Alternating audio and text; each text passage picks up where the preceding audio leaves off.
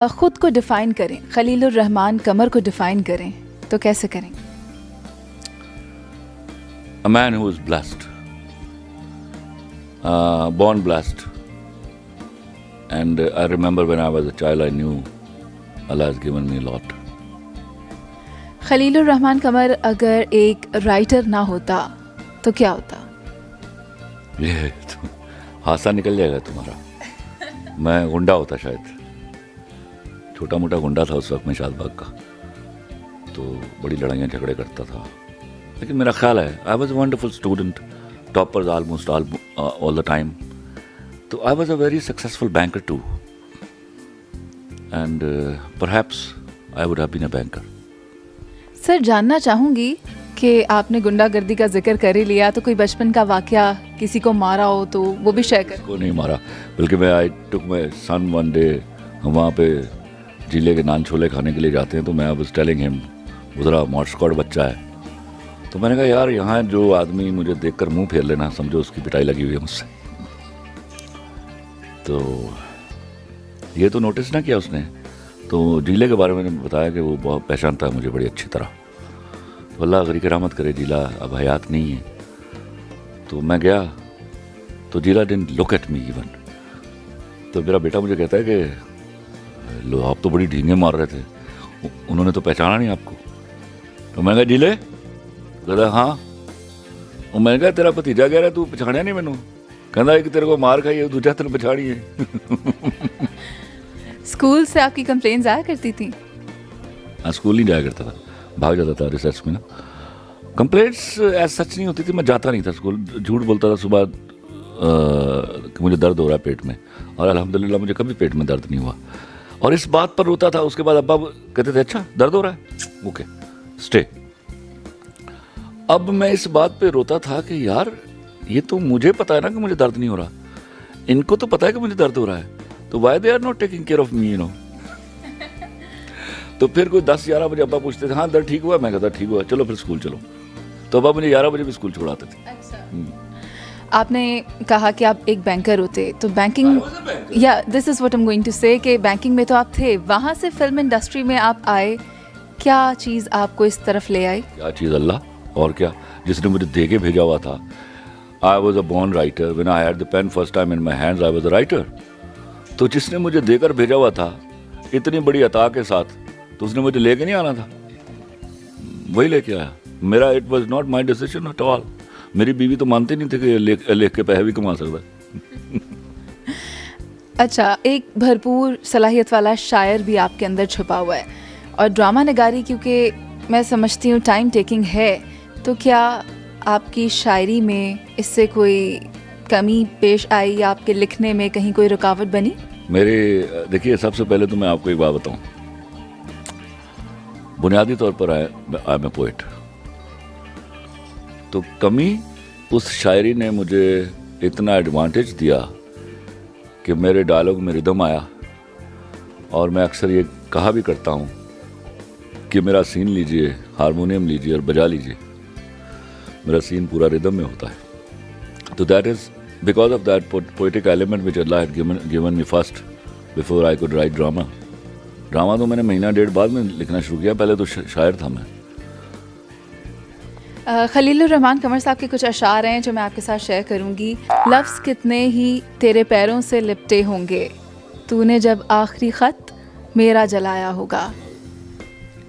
और सबसे इम्पॉर्टेंट चीज़ ये है, ये मेरे मशहूर तरीन गाने के पहले 2 अशार हैं।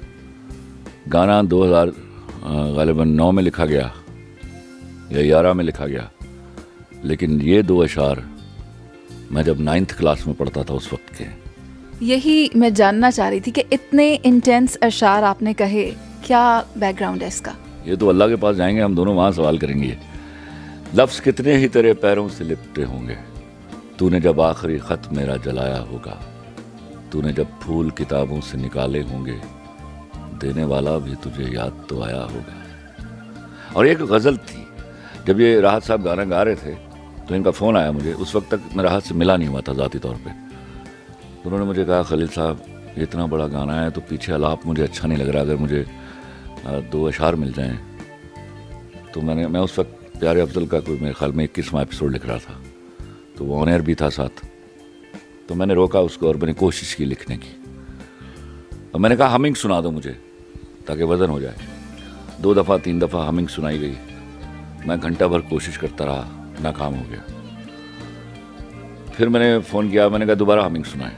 उन्होंने दोबारा हमिंग सुनाई तो मैंने अपनी पुरानी गज़लों को ढूंढना शुरू किया जो उसके वज़न पर आती थी, तो ये गज़ल निकली।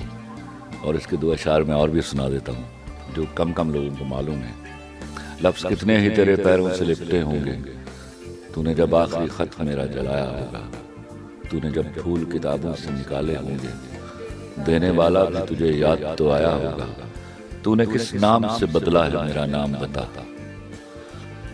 तूने किस नाम से बदला है मेरा नाम बता, किसको लिखा तो मेरा नाम मिटाया होगा, यूं ही कुछ सोच लिया होगा मुकरने का सबब, फिर मेरा जुर्म भी लोगों को बताया होगा। आपके ड्रामाज में ये सेंसेशन और फिक्शन भी देखी गई, बहुत ज़्यादा लोगों की जानिब से उसको पजीराई भी मिली।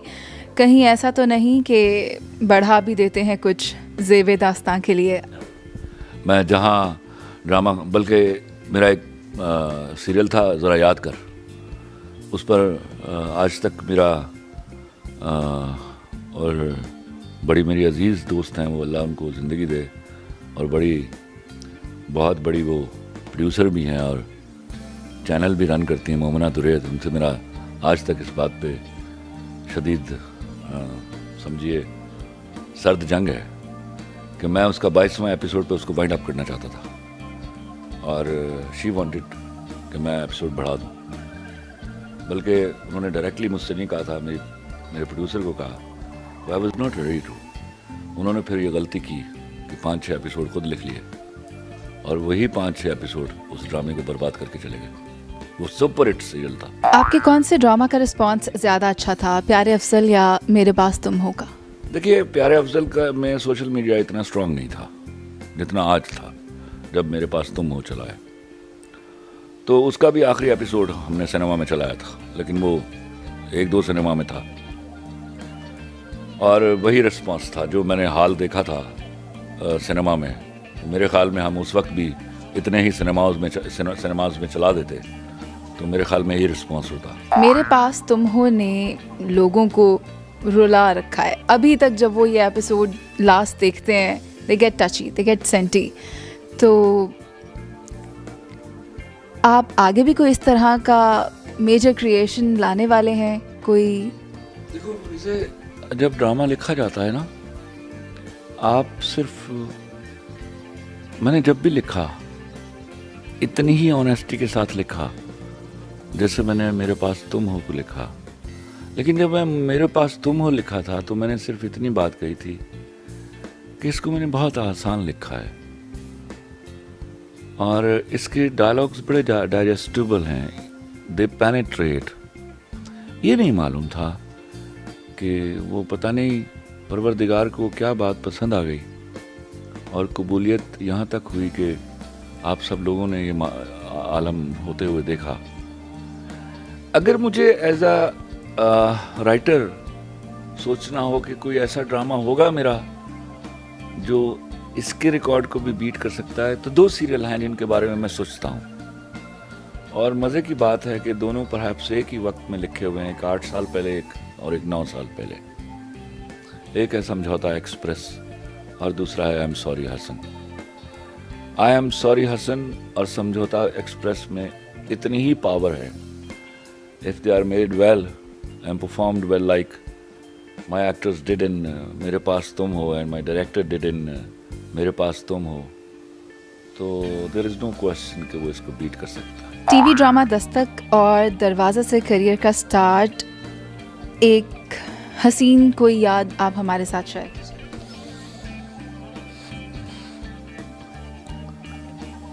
मेरे लिए हसीन बस यही होता है कि काम ख़त्म हो जाए। Accomplishment is the beauty in the work, वरना हसीन यादें कम हैं। चूँकि मैं एक परफेक्शनिस्ट हूँ तो मेरी डिमांड भी होती है कि मैं परफेक्शनिस्ट हूँ, मतलब आई ट्राई टू, मैं ना हो सकूँ मुझे उसकी माफ़ी दीजिएगा, but I try to do things perfectly well. तो यही मेरी रिक्वायरमेंट होती है from my actors, from my staff, कि they should do it in a very perfect way and in a very honest way. तो उसके लिए I go to any length. अगर कोई उस परफेक्शन पे पूरा नहीं उतरता और रीटेक्स लेता है तो आपका रिएक्शन क्या होता है? इस पे कभी गुस्सा नहीं करता, नेवर. आप 200 रीटेक्स थे, आप मुझे कह दीजिए 20 शॉट में कि आज मेरा मूड नहीं है, मैं कल कर लूँगा शूटिंग, लेकिन पूरा आपने करना है वहीं जो मुझे चाहिए.